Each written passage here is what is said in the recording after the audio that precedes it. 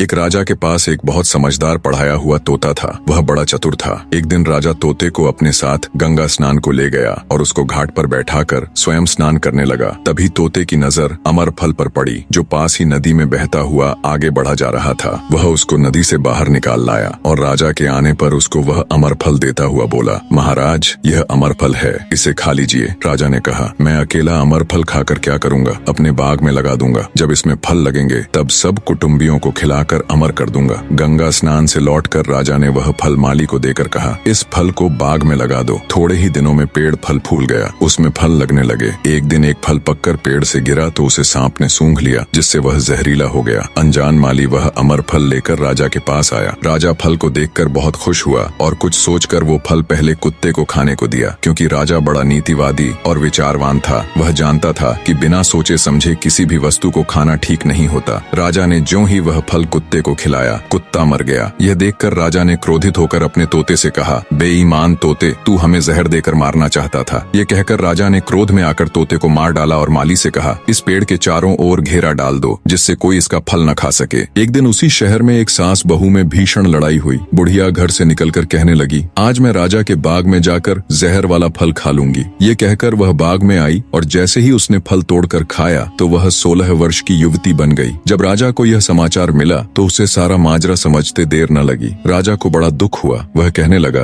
वास्तव में यह अमर फल ही है। मैंने व्यर्थ ही इतने समझदार तोते को मार डाला। इतनी दास्तान कहते कहते सवेरा हो गया। तब ठग की बेटी ने महेंद्रगुप्त से कहा, आज तो तूने मुझे बातों में लगाकर अपनी जान बचा ली, परंतु आज रात मेरी छोटी बहन की बारी है। वो तुझे हरगिज जीवित न छोड़ेगी। जब ठग की छोटी बेटी को पता चला कि महेंद्रगुप्त जिंदा और बिल्कुल सही सलामत है तो उसकी खुशी का ठिकाना न रहा। अपनी बहन को दिखाने के लिए ऊपरी मन से बोली, तुम निश्चित रहो बहन, मैं आज इससे लाल लिए बगैर छोड़ने वाली नहीं हूँ। दिन बीता और रात हुई। तब ठग की छोटी बेटी महेंद्रगुप्त के पास गई और बोली, भगवान का शुक्र है जो तुमने चालाकी से अपनी जान बचा ली। महेंद्रगुप्त बोला, तुम सब ऐसा क्यों करते हो? तब ठग की छोटी बेटी बोली, हमारी तो यही रीति है कि मेरे भाई और बाप मुसाफिरों को पकड़कर लाते हैं और हम बहनें अपनी चालाकी से उनसे माल हथिया कर उन्हें मार डालती हैं। फिर वह बोली, पर तुम चिंता मत करो, अब मेरी बारी है और मैं तो दिलो जान से तुम्हारी दासी हूँ। तुम्हें जैसा समझ पड़े वैसा ही करो। यह सुनकर महेंद्रगुप्त बोला, प्रिय, तुम भी मुझे देखते ही पसंद आ गई थी। दिल करता है कि हर पल तुम्हारे पास ही रहूं। तुम अपनी बड़ी बहन की तरह नहीं हो। तुम एक नेक दिल औरत हो। तुमसे मेरा कुछ भी छिपा हुआ नहीं है। उसकी बात सुनकर ठग की बेटी ने कहा, तुम कहते हो कि मुझसे कुछ भी छिपा नहीं है, तो फिर वे लाल कहाँ हैं? महेंद्रगुप्त ने कहा, वो चारों लाल मेरी जांघ में हैं। अगर तुम निकालना चाहो तो निकाल लो, बने रहे।